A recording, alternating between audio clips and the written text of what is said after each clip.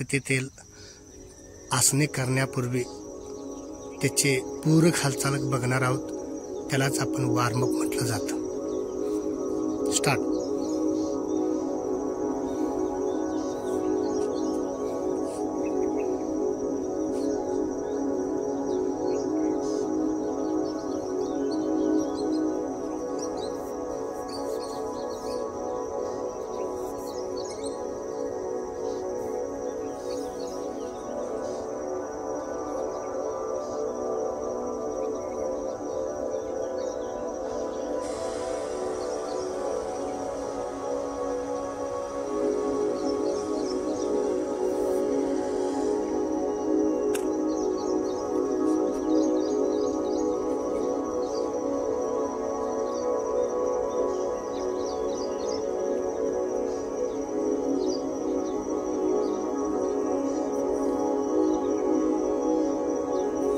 दंडासना स्थितीपूर्वी warm up पूरक हालचाल केल्यानंतर आपल्याला अनेक प्रकारचे आसने दंड स्थितीतील, शयन स्थितीतील, विपरीत शयन स्थितीतील, बैठक स्थितीतील आसनं करायला सोपं जातं. म्हणून आपण ही आसनं करण्यापूर्वी पूरक हालचाली शरीरातील अनेक अवयवांना थोडाफार हालचाल मिळावेत. शरीराच्या बाहेर असणाऱ्या अनेक नर्वस नसांना थोडासा आराम मिळावा, हालचाल मिळावी. ह्याच्यासाठी उपयुक्त आसनापूर्वी पूरक हालचाली अतिशय उपयुक्त, आणि हे झाल्यानंतरच आपण आसन करायला सोपं जातं, करण्यास हरकत नाही. त्यामुळे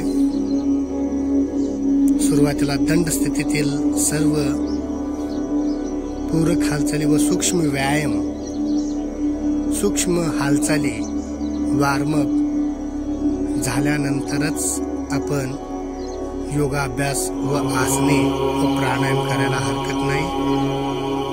त्याचे फायदेही खूप छान मिळत जातात.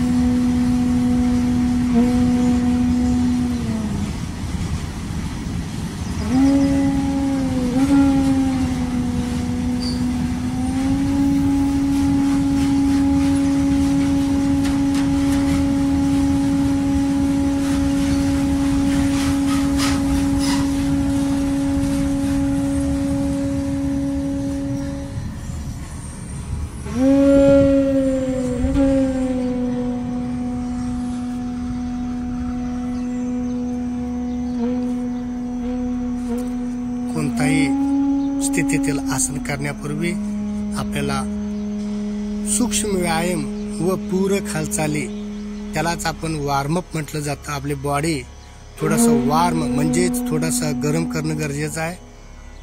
किंवा हालचालचे मार्फत पायाच्या बोटापासून ते मानेपर्यंत, हाताच्या बोटापर्यंत ते खांद्यापर्यंत आपल्याला थोडंसं पूरक हालचाल करणं फार गरजेचं आहे. त्याच्यामुळे पूर्ण शरीराच्या वरती आलेला दाब कमी होतो व बॉडी लवचिक होतं, आणि लवचिक झालेल्या बॉडी हे आपल्याला सूर्यनमस्कार, बैठ स्थितीची असणे, दंड स्थितीची असणे, विपरीत शयन स्थितीची असणे व शयन स्थितीतले आसनं करायला सोपं जातं. त्यामुळे पूरक हालचाली, सूक्ष्म व्यायाम तसेच वार्मा हे सगळे एकच नाव आहे याला. हे होणं फार गरजेचं आहे.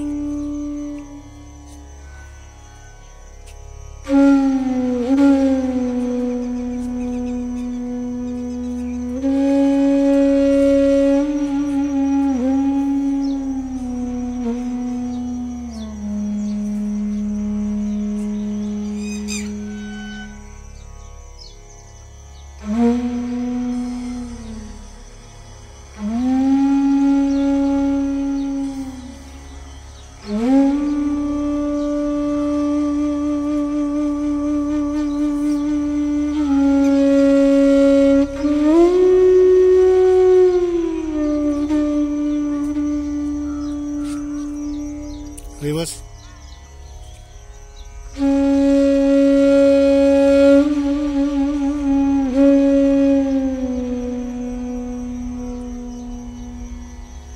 पुढचा प्रकार घ्या.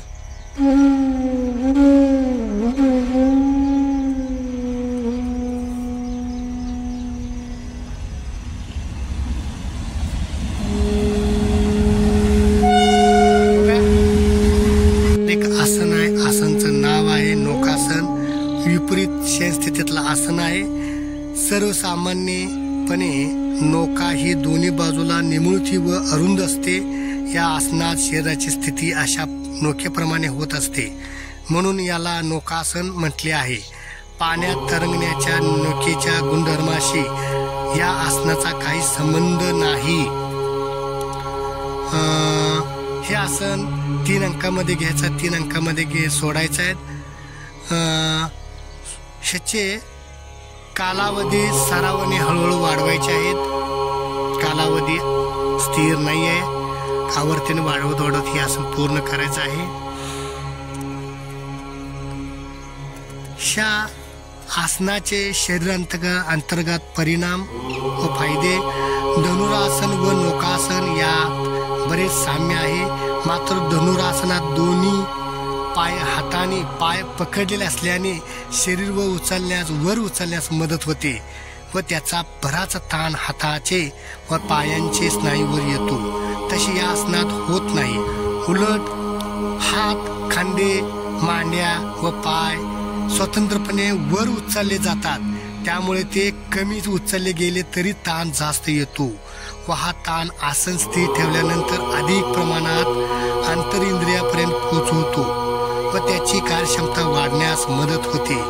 परिणामाच्या दृष्टीने हे आसन धनुरासनापेक्षा काकणभर सरस ठरेल.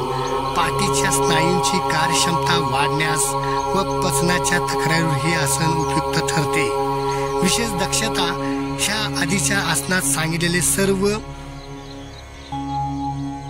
दक्षता म्हणजेच हरण्याचा ऑपरेशन, पाठीचा तातर किंवा पाठीचे विकार, क्षयरोग, आतड्यांचे विकार असणाऱ्या साधकांनी हे आसन करू नये आणि हळूहळू याचा सराव करत करत हे आसन करायला हरकत नाही. सुरुवातीला 1 ला दोन्ही पाय जवळ घ्या. 1, 2 ला दोन्ही हात डोक्याचे समोर घ्या. 2 समोर घ्यायचा पूर्ण आणि 3 ला श्वास भरून घ्यायचा आणि हात पण वर व पाय पण वर. 3 ची अवस्था पूर्ण घ्यायची आहे. 3 आणखीन वरती घ्या. 1, 2, 3, 4, 5, 6, 7, 8, 9, 10. हळुवारपणे 1 ची अवस्था पूर्ण करा. 2 ला जाग्याला हात न्या. 3 ला दोन्ही पाय जवळ. श्वसन संत. त्या स्थितीतील अजून एक आसन करणार आहोत. आसनचं नाव आहे शलभासन. शलभ म्हणजे टोळ. ह्या आसनात शरीराची अवस्था काहीशी टोळाप्रमाणे दिसते, म्हणून याला शलभासन म्हटले जाते. विपरीत शयनस्थितीतून दोन्ही पाय वर उचलून स्थिर ठेवणे म्हणजे शलभासन होय. दोन्ही पाय एकदम उचलण्याऐवजी एक एक पाय वर उचलला तर ते अर्धशलभासन होते. या अर्धशलभासनाचा उल्लेख कोणत्याही जुन्या योग ग्रंथात नाही, परंतु पूर्ण शलभासनाची पहिली पायरी म्हणून अर्धशलभासनाचा प्रयत्न आपण प्रथम अभ्यास करणार आहोत. हे 2 अंकामध्ये घ्यायचा व 2 अंकामध्ये सोडायचा आहे. कालावधी सरावाने हळूहळू वाढवायला हरकत नाही. याचे नवीन अभ्यास करणाऱ्या विद्यार्थ्यांना हे आसन साधारणपणे 5 सेकंदही स्थिर ठेवता येत नाही, पण हे आसन जितका वेळ शक्य होईल तितका वेळ स्थिर ठेवून तशा अवस्था करावेत, म्हणजे आसनाने 30 सेकंदापर्यंत तरी हे आसन स्थिर ठेवता येईल व या आसनाचा चांगला फायदा मिळेल. पुढे पुढे या आसनाने या सरावाचा कालावधी 1 मिनिटापर्यंत ते हळूहळू वाढवायला हरकत नाही. शरीरांतर्गत फायदे. या आसनातील ताण प्रामुख्याने पाठीच्या कण्यातील शेवटचे काही मणके, ओटीपोटी, पोटांचे स्नायू व मांड्याचे स्नायू यावर येतात. त्यामुळे येथील रक्ताभिसरण वाढून त्यांची कार्यक्षमता वाढते. या ताणांचे परिणाम लहान व मोठे आतडे आणि तंतुसंयुक्त रसोत्पादक ग्रंथीवर अनुकूलन होऊन त्यांची कार्यक्षमता वाढण्यास मदत होते. अर्धशलभासनाचे परिणाम अशा प्रकारे होतात, फक्त त्याचे प्रमाण थोडे कमी जास्त असते. दक्षता. भुजंगासनात सांगितलेली सर्व प्रकारची काळजी याही आसनात घेणे जरुरी आहे. म्हणजेच हरण्याचा पाठीचे त्रास तसेच लहान मोठे ऑपरेशन, आतड्यांचा क्षयरोग, अंतस्रवण यासारख्या पोटाचे विकाराच्या वेळेला हे आसन करू नये. चला आता हे 2 अंकामध्ये आसन घेणार आहोत, 2 अंकामध्ये सोडणार आहोत. पहिल्यांदा आपण हे घेत असताना शलभासन अर्ध आणि त्यानंतर पूर्ण शलभासन घेणार आहोत. चला एक दीर्घ श्वास घ्या व दीर्घ श्वास सोडा. 1 ची अवस्था श्वास घ्यायचा आणि श्वास सोडायचा आहे, आणि 2 ची अवस्था एक पाय हळुवारपणे वर उचलून घ्यायचा आहे. 2 आसन पूर्ण. 1 2 3 4 5 6 7 8 9 10. त्यानंतर तुम्ही जर पाय वरच्या पायाला आधार देणार असाल तर द्यावे.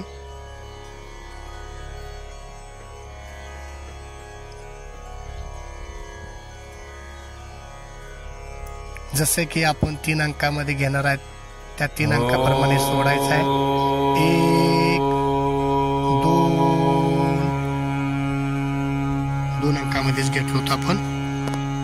ह्यानंतर पूर्ण शलभासन हा जसंच थांबायचं आहे. हे सुद्धा 2 अंकामध्ये घ्यायचं, 2 अंकामध्ये सोडायचं आहे. ह्याचे सुद्धा फायदे थोड्या वेळपूर्वी आपण सांगितलं होतो. हे दोन्ही आसन एकमेकावर अवलंबून आहेत. फक्त पूर्ण शलभासन मध्ये दोन्ही पाय वरती जातात. 1 ला दीर्घ श्वास घ्या, 1 आणि 2 ची अवस्था पूर्ण करा. 2 दोन्ही पाय वरती घ्या, मान खाली टेकलेले.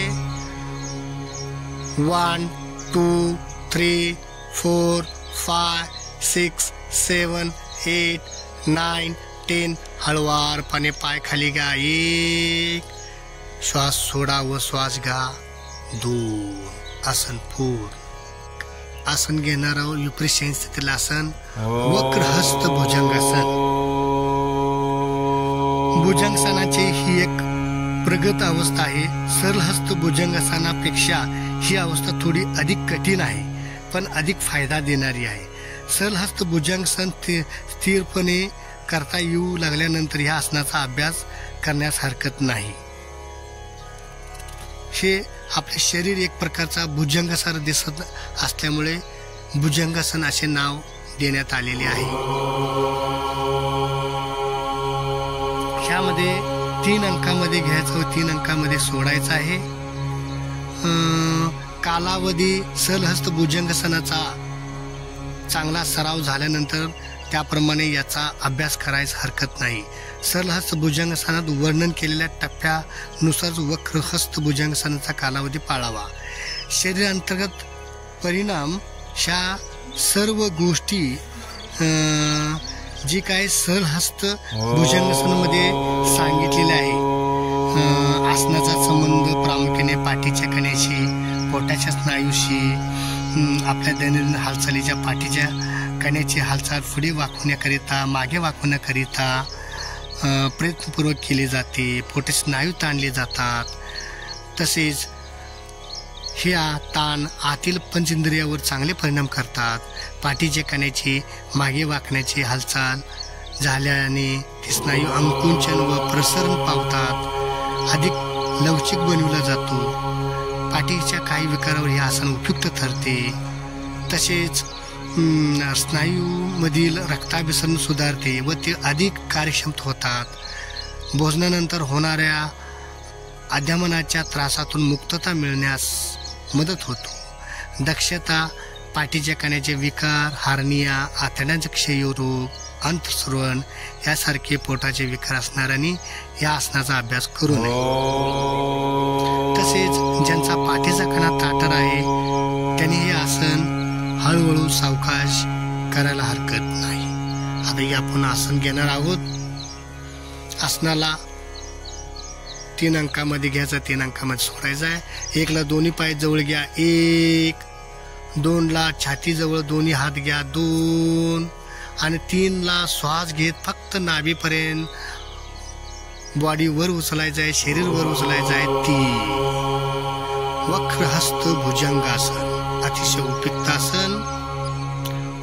1 2 3 4 5 6 7 8 9 10. हळूवारपणे श्वास घेत खाली सोडायचा आहे. 1. दोन्ही हात पहिल्या ठिकाणी न्यायचा आहे. 2 आणि 3 ला दोन्ही पायामध्ये थोडासा अंतर घ्यायचा आहे. 3. श्वसन शांत. कालावधी हे आपापल्या कृतीनुसार व सरावानुसार वाढवायला हरकत नाही. म्हणून आसन करणारं आसनचं नाव आहे भुजंगासन. विपरीत शयन स्थितीतील आसन भुजंगासन हे 3 अंकामध्ये घ्यायचं आहे व 3 अंकामध्ये सोडायचं आहे. ह्याची कालावधी 10 सेकंद, 20, 30 असे हळूहळू सरावानुसार वाढवत न्यायचं आहे. शरीर अंतर्गत फायदे. या आसनाचा संबंध प्रामुख्याने पाठीच्या कण्याशी व पोटाच्या स्नायूशी आहे. आपल्या दैनंदिन हालचालीत पाठीच्या कण्याची हालचाल पुढे वाकण्याकरिता होते व सहसा मागे वाकण्याकरिता होत नाही. तशी मागे वाकण्याची हालचाल या आसनात प्रयत्नपूर्वक केली जाते. यात पोटाचे स्नायू ताणले जातात व हे ताण आतील पंचेंद्रियावर चांगले परिणाम करतात. पाठीच्या कण्याची मागे वाकण्याची हालचाल झाल्याने ते स्नायू अंकुचन व प्रसरण पावल्याने तो अधिक लवचिक बनविला जातो. तसेच पाठदुखीच्या काही विकारावर हे आसन उपयुक्त ठरते. पाठीच्या कण्याचे काही विशिष्ट मर्यादेपर्यंत विस्थापन डिस्प्लेसमेंट झाल्यास या आसनांचा उपयोग होऊ शकतो. पाठीच्या कण्याशी संबंधित असलेल्या स्नायूमधील रक्ताभिसरण सुधारते व ते अधिक कार्यक्षम होतात. भोजनानंतर होणाऱ्या आध्यामनाच्या त्रासातून मुक्तता मिळण्यास या आसनाचा चांगला फायदा होतो. दक्षता. पाठीच्या कण्याचे विकार, हार्निया, आतड्यांचा क्षयरोग, अंतस्रवण यासारखे पोटाचे विकार असणाऱ्यांनी ह्या आसनाचा अभ्यास करू नये. ज्यांचा पाठीचा कणा ताठर आहे त्याने हे आसन फार सावकाशाने करणे जरुरी आहे. कोणत्याही प्रकारचे आसने हिसकी न देता झेपेल तेवढाच ताण घ्यावा, म्हणजे हळूहळू हे आसन जमायला हरकत नाही. चला आपण हे आसन घेणार आहोत. 1 ला दोन्ही पाय जुळून घ्या. 1, 2 ला दोन्ही हात छाती जवळ घ्या. 2 आणि 3 ला श्वास घेत घेत घेत पूर्ण आसन स्थिती पूर्ण करायचं आहे. 3 टाचा जुळून घ्या. श्वसन संत. 1 2 3 4 5 6 7 8 9 10 घेतल्याप्रमाणे हळूवारपणे 1 ची अवस्था खाली श्वास सोडत खाली यायचा आहे. 1 2 ला दोन्ही हात शेराजवळ घ्या. 2 आणि 3 ला दोन्ही पाय जवळ घ्या. 3 श्वसन संत.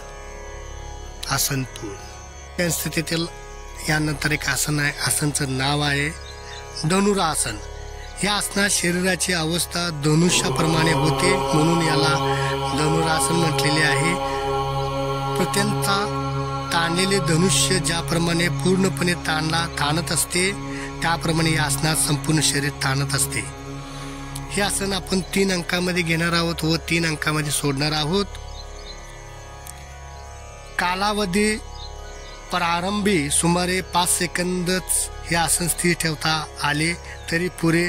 थोडा सराव झाल्यानंतर हा कालावधी 10 सेकंदापर्यंत वाढवावा व हळूहळू त्याचे 3 ते 4 आवृत्ती घ्यावेत. शरीर अंतर्गत फायदे.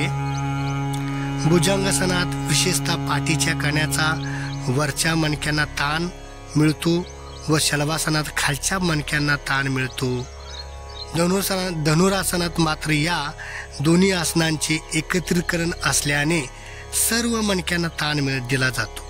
त्यामुळे या दोन्ही आसनामुळे घडणारे सर्व परिणाम थोड्या कमी जास्त प्रमाणात या आसनात अनुभवायला मिळतात. या आसनात शरीरातील ताण, पाठीचा कणा, मांड्या, पाय वगैरे सर्व अवयवात विभागले जातात. भुजंगासन व शलभासनात ते ताण विशिष्ट अवयवातूनच कार्यान्वित होतात, म्हणून या आसनात त्या आसनापेक्षा थोडे कमी ताण असले तरी पण सर्व अवयवात एकाच वेळी ताण असल्याने हे आसन अधिक फायदेशीर ठरते. या आसनात प्रामुख्याने पोटाचे व ओटीपोटाचे स्नायू चांगल्या तऱ्हेने ताणले जातात.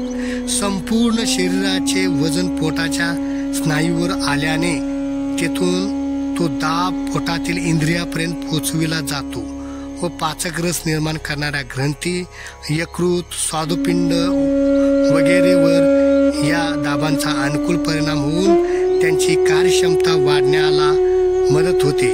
पचनाच्या काही तक्रारी यामुळे दूर होतात. हात व पाय यातील शिरा ताणल्या गेल्याने त्यातील रुधिराभिसरण चांगल्या प्रकारे होते. विशेष दक्षता, हरण्याचा आजार, पाठीचे ताठरपणा, पाठीचे विकार, क्षयरोग, काही आतड्याचे विकार असणाऱ्या साध्याकानी हे आसनं करू नये. चला आपण 3 अंकामध्ये घेणार आहोत व 3 अंकामध्ये सोडणार आहोत. धनुरासन. 1 ते 1.5 फूट पायामध्ये अंतर घ्या. 1 पायामध्ये अंतर घ्यायला सांगितलेलं आहे. अजून जरा 2 ला दीर्घ श्वास घ्या. दीर्घ श्वास सोडा. पाय दुमडून शीटवर घ्या.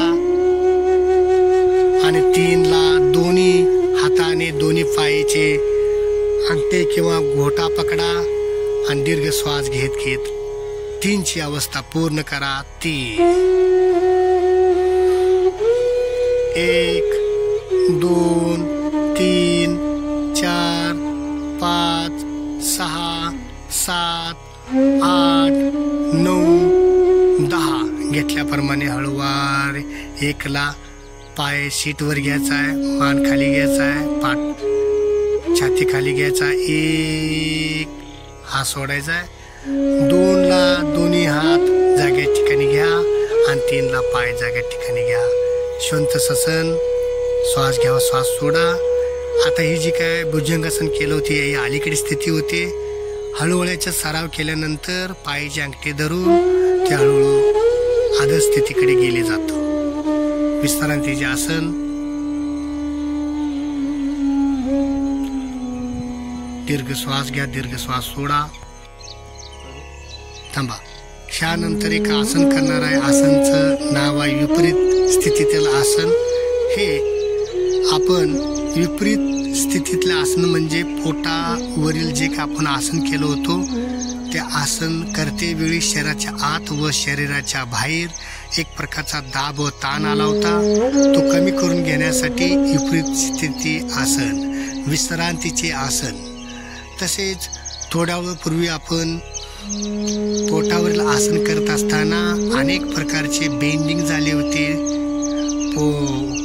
पाठीमागून व पुढून, त्याच्यामुळे समोरच्या व पाठीमागच्या अवयव व सांधेना एक प्रकारचा ताण व दाब आला होता. अनेक पोटातील इंद्रियांच्या वरती एक प्रकारचा दाब आला होता. तो दाब करून घेण्यासाठी तसेच blood circulation, water circulation, oxygen सर्क्युलेशनचे वेसल्स सुरळीतपणे कार्यान्वित होण्यासाठी विपरीत स्थितीचे आसन, विश्रांतीचे आसन. ह्या आसनामध्ये थोड्या वेळापूर्वी आपले हृदयाचे ठोके वाढले असतात, फुफ्फुसाची गती वाढलेली असते. हे जाणीवपूर्वक कमी करून घेण्यासाठी विश्रांतीचे आसन. अनेक प्रकारचा आलेला ताण कमी करून घेण्यासाठी, शुद्ध ऑक्सिजन पुरवठा होण्यासाठी, अपात वायू बाहेर पडण्यासाठी विपरीत आसन, विश्रांतीचे आसन. या आसनाचे फायदे आपण आत्ताच पाहिलेले आहेत. दक्षता या आसनामध्ये शक्यतो दक्षता काहीच नाही आहे. हे आसन करते वेळी काही गडबडी करू नये एवढंच याची दक्षता आहे. पायामध्ये 1 ते 1.5 फूट अंतर घ्या. 1, दोन्ही हात दुमडून आपल्या डोक्याखाली घ्या. 2, मान सोयीनुसार डाव्या बाजूला किंवा उजव्या बाजूला. 3, संत श्वसन, जाणारा श्वसन व येणारा श्वसन याकडे जाणीवपूर्वक लक्ष ठेवायचं आहे. काही वेळाला अचानकपणे श्वासाचा गती वाढतो. तो गती जाणीवपूर्वक संत ठेवण्याचा प्रयत्न करायचा आहे. याची कालावधी काही निश्चित नाही आहे. त्यामुळे तुम्ही जेवढे कमी जास्त कालावधी घ्याल तेवढे तुमच्यावर अवलंबून आहे. आता ह्या आसनातून आपण पोटावरील केलेले आसनांचे सर्वच फायदे मिळतात. आपण आसन घेतल्याप्रमाणे परत एकदा हे आसन सोडायचं आहे. 1ला दोन्ही पाय जवळ घ्या. 1, 2ला मान सरळ करा. 2 आणि 3ला जिथे हात आहे तिथे हात न्या. 3, एक दीर्घ श्वास घ्या, दीर्घ श्वास सोडा. मान, पाठ, कंबर ताठ ठेवा. श्वसन, श्वास घ्या व श्वास सोडा. त्यानंतर ध्यानात्मक एक प्राणायाम, ओमकार प्राणायाम. या प्राणायाम मध्ये अकार, उकार, मकार 3.5 मात्रामध्ये ओमकार घ्यायचा आहे. अकार जनी इंद्रियाचा भागाला व्हायब्रेट मिळतं. उकार मध्ये नाभी व नाभीच्या जवळचे सर्व इंद्रियांना स्पंदने होतात, व्हायब्रेशन मिळतं, तालमय होतात. आणि मकार हा सहस्त्र चक्र म्हणजे छातीपासून वरती आपल्या मेंदूपर्यंत सर्व नसांना एक प्रकारचा आराम मिळतो. अकार, उकार, मकार 3.5 मात्रामध्ये ओमकार प्राणायाम घ्यायचा आहे. ध्यानात्मक प्राणायाम, याचे फायदे: स्मरणशक्ती वाढते, तसेच रक्ताभिसरण क्रिया, शुद्ध पाणी भिसरण क्रिया, ऑक्सिजन क्रिया सुरळीतपणे पार पडतात. पित्त कफ वात असणारी गोष्टी समतोलमध्ये येतात. ह्याचे कालावधी हळूहळू वाढवलास तर शरीरातील अंतर्गत काही अवयव सांध्यांना कमी जास्त प्रमाणात फायदे मिळतात. आपला विश्व पूर्ण हे ओंकार ध्वनीने ऐकावास मिळतो. प्रत्येक वस्तूमध्ये ओमचा ध्वनीचा आवाज येत असतो. काही संशोधन याच्यावरती झालेले व काही संशोधन याच्यावरती चालू आहे. आपला विश्वच हा ओंकार ध्वनीने बनलेला आहे असे काही तज्ञांचा मत आहे. प्रत्येक जीव सृष्टीमध्ये ओमचा ध्वनी लपले गेलेला आहे असे म्हटले गेलेलं आहे शास्त्रांनी. आपण खूप काही त्या डीपमध्ये जाणार नाहीत, परंतु मानसिक ताण तणाव कमी होण्यासाठी, कॉन्सन्ट्रेशन वाढवण्यासाठी, अनेक शरीराच्या अंतर्गत परिणाम घडवण्यासाठी, विचार व आचार वाणी शुद्ध राहण्यासाठी ओंकार प्राणायाम हे 5 वेळा घेणार आहे. हळूहळू याची कालावधी आपल्याला वाढवायला हरकत नाही. श्वसनाचे विकार कमी होतात. तसेच त्याचा अभ्यास करत त्याचे फायदेही प्रत्येकाला वेगवेगळ्या पद्धतीने मिळत राहतात. प्रत्येकाचा शरीर हे वात पित्त कफ पद्धतीने बनलेलं आहे आणि प्रत्येकाचे शरीर हे त्यानुसार चालत राहतं. त्यामुळे ह्याची फायदा व्यक्ती जैसे फायदे मिळत जातात. ओंकार झाल्यानंतर आपण ब्राह्मरी घेणार आहोत, ब्राह्मरी प्राणायाम. तत्पूर्वी आपण 5 वेळा ओंकार प्राणायाम घेणार आहोत. दीर्घ श्वास घ्या. मान पाठ कंबर ताठ, समोर लक्ष, डोळे झाकलेली अवस्थामध्ये बिंदू पॉइंट नोटेट करा. एका कॉन्सन्ट्रेशन बिंदूवरती लक्ष ठेवा. दीर्घ श्वास घ्या, श्वास सोडा. पुन्हा एकदा श्वास पूर्ण भरून कुंभ करायचा आहे आणि ओंकार करत करत रेचक करायचा आहे. त्यावेळी अकार उकार मकार अर्ध 3.5 मात्रामध्ये ओंकार.